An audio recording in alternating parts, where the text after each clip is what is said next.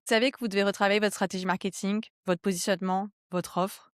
C'est dans vos projets depuis des mois et pourtant ça n'avance pas. C'est pas par manque de volonté, mais en fait, malgré vos efforts, il y a quelque chose qui bloque et vous n'arrivez pas à savoir quoi. Du coup, vous tournez en rond, ça vous énerve, remettez ça à plus tard. Et puis soyons honnêtes, vous trouvez toujours une bonne excuse pour remettre ça à plus tard et ne pas vous en occuper. Ou alors, vous en occuperez quand vous avez le temps, c'est-à-dire pas très souvent. Autre situation, vous avez retravaillé le pitch de votre entreprise, le pitch de votre produit, et vous l'avez déjà déroulé plusieurs fois, vous le connaissez par cœur, et pourtant en rendez-vous, c'est pas exactement ce que vous espérez, c'est pas ce que vous attendez, vous n'avez pas les réactions voulues, mais vous n'arrivez pas vraiment à identifier pourquoi. Vous avez l'impression que quelque chose s'est peut-être un peu perdu en chemin, qu'il manque quelque chose, ou que finalement, vous n'avez pas juste obtenu le résultat que vous souhaitiez avoir. Alors peut-être vous allez demander à quelqu'un de le relire, un associé, un collaborateur, quelqu'un en qui vous avez confiance. Et la réponse que vous avez obtenue, c'est un vague «c'est bien», mais vous sentez que ça vous aide pas vraiment. Et vous vivez, c'est ultra frustrant et c'est encore plus pénible et frustrant quand on n'est pas novice. Vous connaissez votre marché, vous connaissez vos clients, vous avez de l'expérience dans ce domaine. En plus, possiblement, vous avez un background marketing. Eh bien, que c'est bien ça le problème. Que vous vivez ce que nous vivons tous en tant que dirigeants, je vais m'inclure dedans.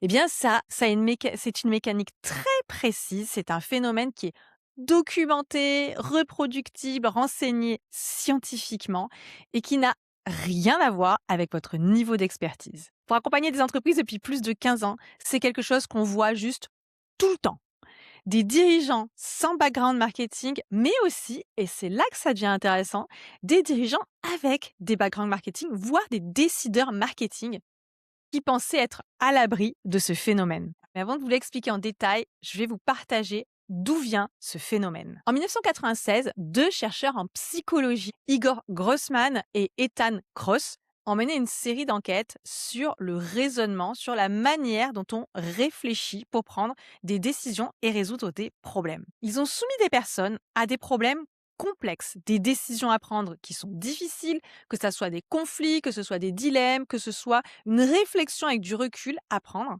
La seule différence, c'est qu'il y avait un groupe qui devait prendre des décisions pour conseiller des personnes qui étaient confrontées à ces problèmes, et le second groupe devait prendre des décisions comme s'ils étaient eux-mêmes confrontés à ce problème. Résultat des courses, les personnes qui devaient raisonner pour résoudre les problèmes des autres raisonnaient systématiquement mieux que les personnes qui devaient résoudre des problèmes pour elles-mêmes. Vous auriez pu me dire que vous en doutiez, que c'était une évidence, mais là, c'est prouvé, on va dire, avec une étude qui a été validée scientifiquement, d'ailleurs, qui a même été publiée dans un journal de psychologie. Et qu'est-ce qui se passe? En fait, il se passe que les personnes qui devaient raisonner pour résoudre les problèmes des autres prenaient beaucoup plus de recul.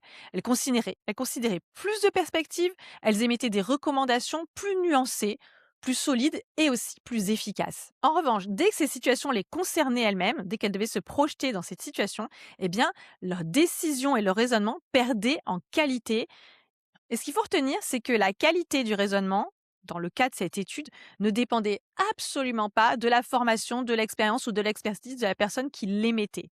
Et donc la question, c'est pourquoi on obtient ce résultat qui, je vous l'accorde, est relativement intuitif. Mais là, ce qu'on va analyser, c'est les raisons réelles de pourquoi on perd autant en efficacité quand on doit résoudre des problèmes pour soi-même par rapport à quand on doit résoudre des problèmes pour les autres. Alors ce phénomène psychologique, qui est aussi un biais psychologique, s'appelle le paradoxe de Salomon. Alors, pourquoi ce nom?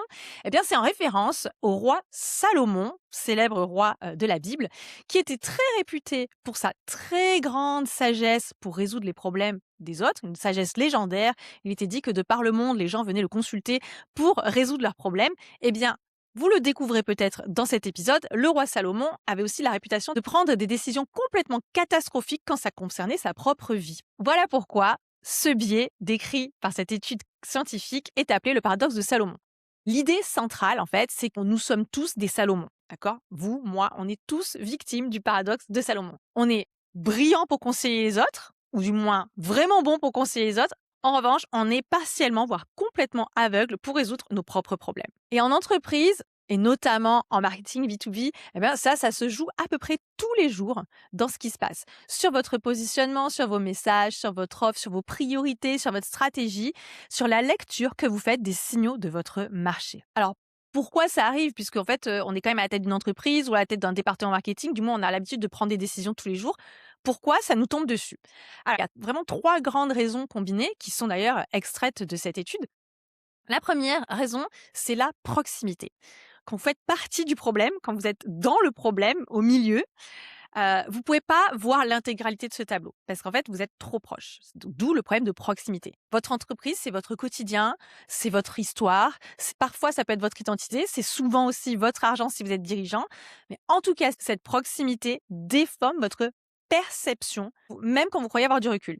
Et ça déforme cette perception sur votre entreprise, mais ça déforme la perception aussi de votre environnement, c'est-à-dire de vos concurrents et parfois même de votre marché, de vos clients. Globalement, vous les voyez de trop près, vous êtes trop proche, donc vous avez du mal à prendre du recul.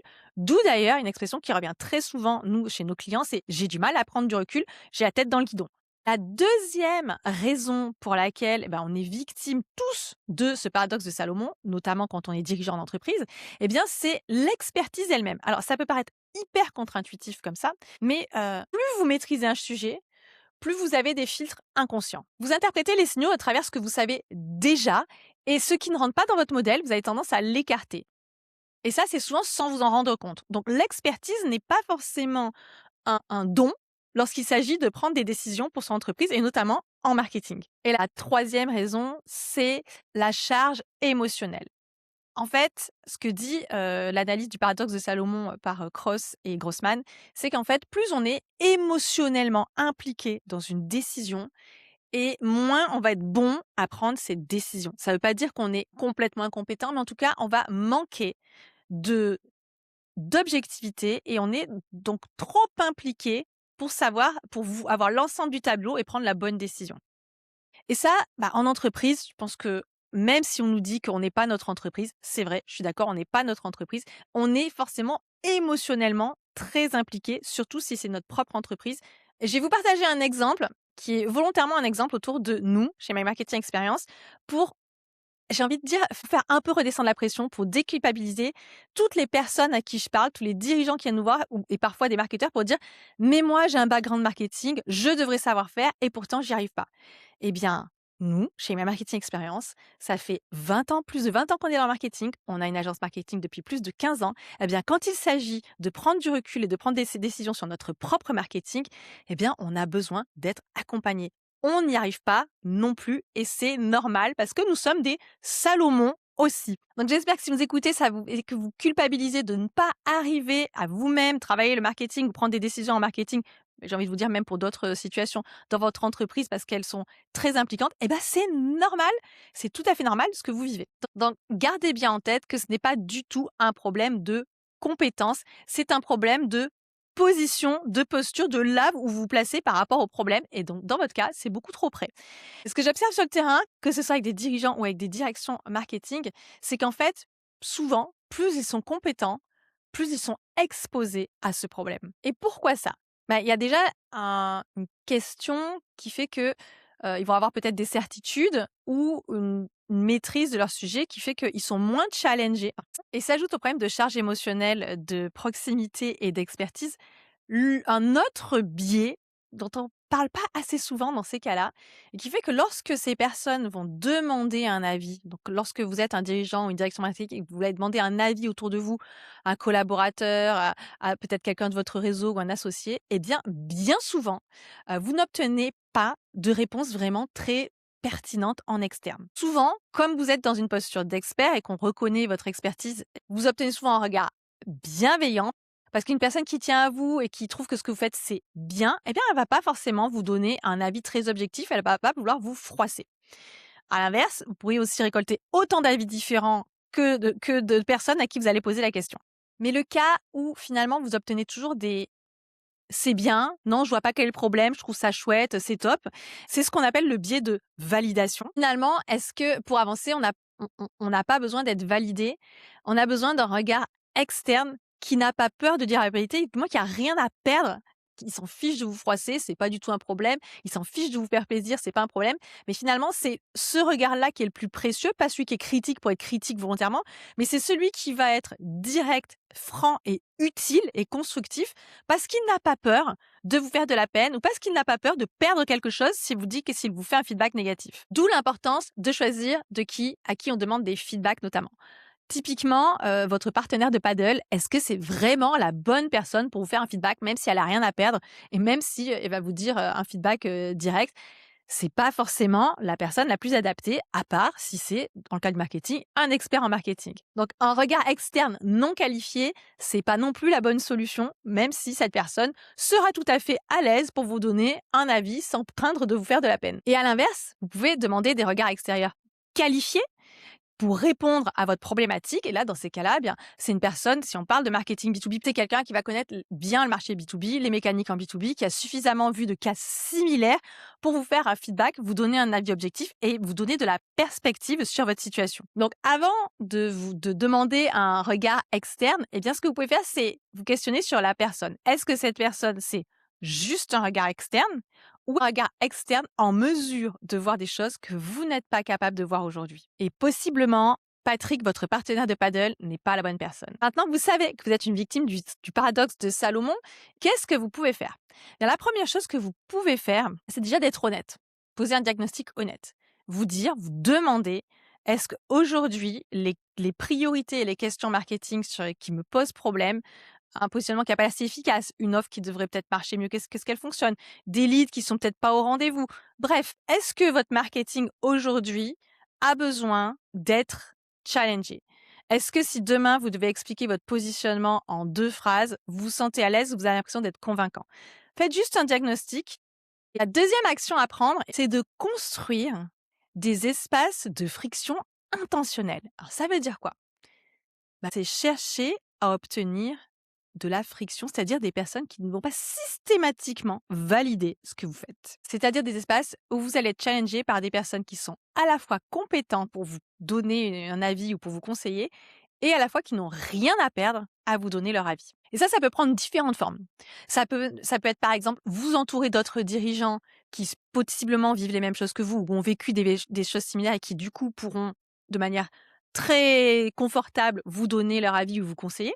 Ça peut être également de rejoindre ce qu'on appelle aujourd'hui des masterminds, c'est-à-dire des groupes de dirigeants ou de décideurs en marketing. Il y a aussi des communautés en marketing qui existent pour partager des cas, pour partager des situations et obtenir du feedback des autres, hyper efficace. Et vous avez aussi la possibilité de faire appel à un conseil extérieur spécialisé qui sera dédié à vos problématiques pour vous apporter un regard et des solutions sur vos problèmes. Et si vous documentez un petit peu sur le parcours des dirigeants qui réussissent le mieux, on se rend compte que c'est typiquement les profils qui vont s'exposer à ça, qui recherchent la friction, qui recherchent non pas systématiquement la validation, mais au contraire à être remis en question, à être challengé. Et chez My Marketing Experience, c'est exactement ce qu'on fait.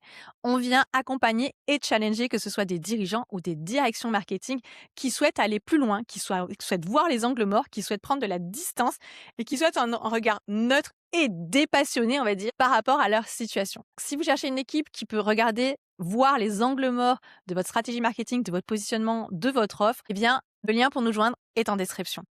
J'espère que cet épisode vous avez prendre conscience que, au final, ne pas savoir ce dont votre entreprise a besoin, ne pas savoir quelle direction prendre pour votre marketing, votre positionnement, votre stratégie, eh bien, en fait, c'est complètement normal. Et n'hésitez pas à partager en commentaire ce que vous avez appris, si c'est une découverte, ce fameux paradoxe de Salomon. Et si vous avez aimé cet épisode, n'hésitez pas à nous soutenir en vous abonnant, en laissant un like et en partageant. Merci beaucoup et à bientôt.